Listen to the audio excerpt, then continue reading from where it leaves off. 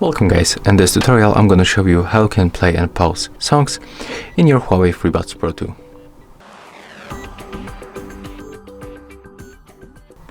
So at first, just be sure that when you open the Huawei AI Live application, all gestures are set up, and that's how you can check it.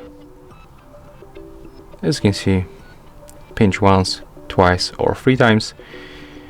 So pinch once to play and pause. It works for the left and the right one.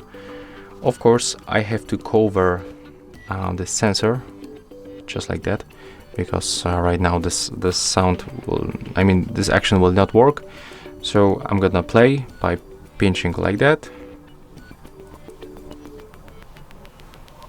As you can see, it's working. Let me just make it, for example, like that. And to pause, just do it like that. So one more time, play and pause. And that's how it works. That's very simple. If you find this video helpful, just remember to leave a like, comment and subscribe.